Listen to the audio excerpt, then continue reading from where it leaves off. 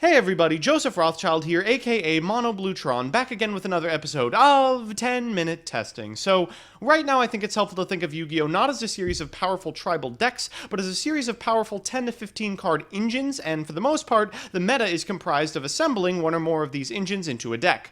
Zoo, True Draco, Dinosaurs, Invoked, Lightsworn, all of these are either top-tier strategies in and of themselves, or feature as one of 2 or 3 engines within a top-tier deck. Today, I'm examining and advocating use of another interesting strategy that many of you may remember as the scourge of 2012, Spellbooks. By assembling it alongside a small Windwitch package and taking advantage of new Spellbook legacy support, I think we might just be able to create an engine that's both powerful for today's format and transitions well into Lynx. So with that, let's jump into deck edit and see what we've got. So here's the list. Now, as I'm sure you can see, there's a couple of interesting things happening here, so as always, I'll explain a little bit of the deck's history, a little bit of what I hope the list will do, and of course, the card by card. So first, for those of you who don't know, Spellbook was one of the most historically broken decks in the history of Yu-Gi-Oh! The deck was designed to play a series of once-per-turn spells called Spellbooks to accrue advantage and eventually win with Glacier Slow continuous spells or unplayable monsters, but players soon realized the advantage you got from cycling cards was more than enough to steal games on its own. Even to this day, you can look at cards like Spellbook of Judgment and see exactly where Konami went wrong. The ability to play a half dozen Spellbooks in one turn and then immediately refill with Judgment was asphyxiating, and the card was quickly banned. Since then, the deck actually enjoyed a short stint of Tier 2 playability as a bit of a stun deck with Kaikus and Fossil Dynas, but it quickly faded into obscurity. Today, we're trying to breathe new life into this archetype by using 2 different tools. First, we have decided to eschew the entire stun package for the wildly more explosive Windwitch monsters. These monsters have become the OCG Link format's go-to for decks that don't use the extra, and it's right at home in this strategy. The fact that Ice Bell special summons herself means we don't have to sob silently when our blue boy gets struck, and suddenly our fate is offline. Additionally, an indestructible Crystal Wing should work wonders for our ability to actually kill our opponent, a usual weakness of this strategy. Next, we're playing 2 copies of the new Spellbook, Rudra or Galdrabok, depending on what language you speak, which allows us to send a spellcaster from our field or a spellbook from our hand to draw 2 cards in order to more effectively find our ice spells. As a little bonus, a focus more on Crystal Wing means we can safely drop Card of Demise from the deck and add everyone's favorite premier hand trap, Ghost Ogre, to our build. So, with that, let's jump into the card by card. First are the Windwitches. 3 copies of Ice Bell, which special summons itself if you have no monsters, then specials a Windwitch from your deck. It also conveniently hides your next card's activation from negation. 2 copies of Windwitch Glass Bell, which adds a Windwitch from your deck to your hand on summon. You'll almost always get Snowbell, which we're only playing 1 of because it's not a big deal if you draw it. After that is 3 copies of Ghost Ogre, followed by 3 of the Blue Boy himself. He adds a Spellbook to his hand on summon. Next are our Spellbooks. 2 copies of Rudra, which draws cards. 3 copies of Master, which copies the effect of a Spellbook in your graveyard. 3 copies of Eternity, which adds as a banished spellbook to your hand. 3 copy of Secrets, which adds any spellbook to your hand. After that are 3 copies of Fate, the premier stun spell. If you control a spellcaster, you can pick one of the 3 modes depending on how many spellbooks you banish from grave on activation. You can bounce a set spell or trap, change a monster on the field to face down defense, or banish a card your opponent controls. After that are 2 copies of Spellbook Tower, which allows us to draw 2 cards a turn provided we have spellbooks in grave and a spellcaster on field or in grave. 1 copy of Power, which pumps a spellcaster by 1,000 and searches if that spellcaster destroys a monster by battle. Finally, 1 Wisdom, which protects a spellcaster from spells or traps. After that, we have 1 Regeki and 2 Pot of Desires. The Solemn Boys are next, and rounding out our lineup is 3 copies of Quaking Mirror Force, since we are still a kind of stunny deck that's incredibly weak to getting our 500 attack monster destroyed.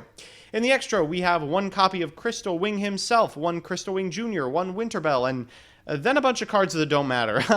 I put in a Brio, a Coral Dragon, a Kendama, a Chanbara, a Herald of the Arclight, the Utopia Brothers, a Tomato Dragon, a Castel, a Grand Pulse, a Nightmare Shark, and a Gachigasm. Basically, a bunch of stuff we can theoretically go into, but aside from these 3 and maybe the Chanbara, I doubt we ever will. So with that, let's jump into the games. So in classic 10-minute testing fashion, our first match is up against someone just clawing at the edges of the meta trying to make Rogue work. We're playing against 60-card Noble Knights. Ugh. Best of luck to him. I didn't think Noble Knights even had 40 playables. They're on the play, but thankfully we have a Ghost Ogre in hand, and our hand is pretty sweet. Spellbook, Magician of Prophecy, and a Secrets means we aren't going to have to do much in order to walk away with this. They're going to normal summon a copy of Dristan. That's that explosive turn 1 Noble Knight play. We have a lot to deal with it. We'll start with Prophecy, and then use Secrets to get a power. This power is going to be duplicated by the Master, which is going to get us a couple of searches. Once we destroy the Dristan, we get over for 700, and then add a copy of Fate and a copy of Wisdom to our hand. Just the tools that we need in order to stun our opponent out of it. Afterwards, we're going to Rudra and Desires to draw 4, and we find an Ice Spell with a copy of Glass Bell in our deck still. So when they activate Noble Knights of the Round Table, I figure that's probably a good target for banishing. Let's get that out of there, and then they will equip a Guardian Sword Iatos to their Lady of the Lake in order to get over my Blue Boy. Thankfully, all my cards are now off my side of the field, so we can effectively go to Ice Bell. My previous plan was to get back Rudra and send it to the graveyard that way. We'll hide the activation of Glass Bell to get ourselves a copy of Snow Bell, then special that, go into Winter Bell, dome them for a little bit more, and then end on a indestructible Crystal Wing. Then we will, of course, draw a couple cards off Rudra, doing that at the end of our turn so that we're most effectively able to ensure we don't accidentally draw things. We're going to negate the effect of Ignoble Knight of Lasagilin, and I think that's just about enough for game. We're going to go ahead and normal summon this Ice Spell, deal 500 to our opponent, and get in for 4,000 points of damage. Our second match is up against Raid Raptors, and unfortunately our opponent has opened the worst card against us, Regeki. We are going first, which is excellent since we have an Ice Spell in our opener. Let's go ahead and special summon that Ice Spell, add a copy of Glass Bell to the field, hide its activation, getting a Snow Bell, special summoning the Snow Bell, and we are off to the races. We'll go into Winter Bell, dome him for 800, and then immediately go into Crystal Wing Synchro Dragon. Now, since we still have our normal, we can Secrets for Blue Boy, use Prophecy's effect in order to get Master, just get a couple more Spellbooks to our hand. We end with a Fate on 2 and a Quaking Mirror for set. Our opponent's going to summon Fuzzy Lanius and go into Forstrix. I figure I might as well flip that guy face down. I really want to save the activation of Crystal Wing. They're going to Regeki, but unfortunately only destroy the Blue Boy. Man, that actually could have been a problem because I can't activate Fate under it. We're just going through Spellbook motions here. Use Blue Boy once again to get a copy of Fate. We're then going to get a copy of Wisdom. Just all the tools we could possibly want, getting in for 500 points of damage and ending our turn. Our opponent is going to normal summon some random Raid Raptor, then use Fuzzy Lanius to go into Forstrix, which we will immediately banish with Fate, and they will concede. Our third match is, of course, against True Draco Zoo, and this is a little bit of a spaghetti game. The two of us could have certainly played this match better. We've opened pretty poorly, actually, and our opponent has as well. They don't have a really effective way to make Masterpiece turn 1, or really any True Draco. We similarly don't have enough ways to play through Hate of any kind, and unfortunately, both of us are going to have a pretty mediocre open. They're going to start with a True Draco Succession, just hoping that nothing happens to it. We'll go ahead and use Secrets to get Blue Boy, and then upon activation, we'll get immediately Ghost Ogred. That's a big problem for us because we now can't utilize Master. So our opponent is going to use Dragonic Diagram again to get a Knuckles, which is something at least. They'll then pop my copy of Fate, which is unfortunately not online because I don't have a Spellcaster.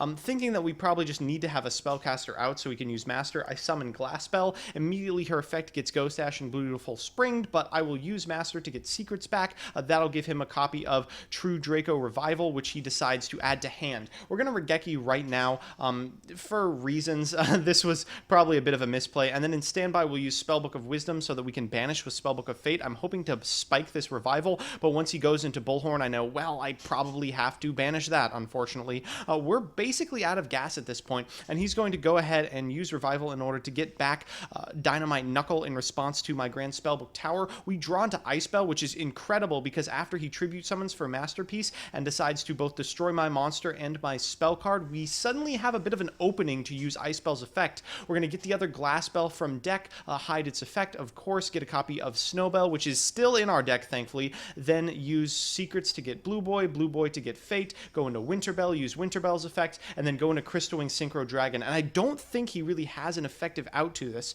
so we'll go ahead and set a copy of Solemn, set a copy of Fate. This should box our opponent out, and after trying to destroy our indestructible monster, they will suicide. So we're back with the deck. Honestly, with the exception of the Quaking Mirror Forces, which performed pretty poorly and I would probably swap out for whatever the most popular stun trap is in Link format, I like this a lot. The Wind Witches are certainly no replacement for Judgment, but Rougeure really enables some ridiculous pluses that put the old Card of Demise version of this deck to shame.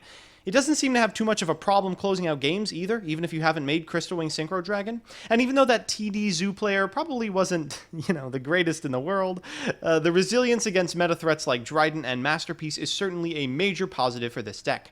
Going in Link format, this deck, which doesn't use its extra except for one singular card, and has game against what most consider to be top-tier threats in the Link format, might be a good list to keep on your radar.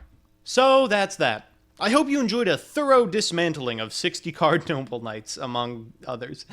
If you want to see me play the decks I make on this show on stream, I'm on twitch.tv/monobluetron every Monday and Wednesday morning from 10 a.m. to noon Eastern Standard Time. Links are in the description. And if you have an idea for a certain deck or archetype you want to see me play on a future episode of this show, let me know in the comment section below, and I will do my best to accommodate you. Otherwise, I'll see you Tuesday.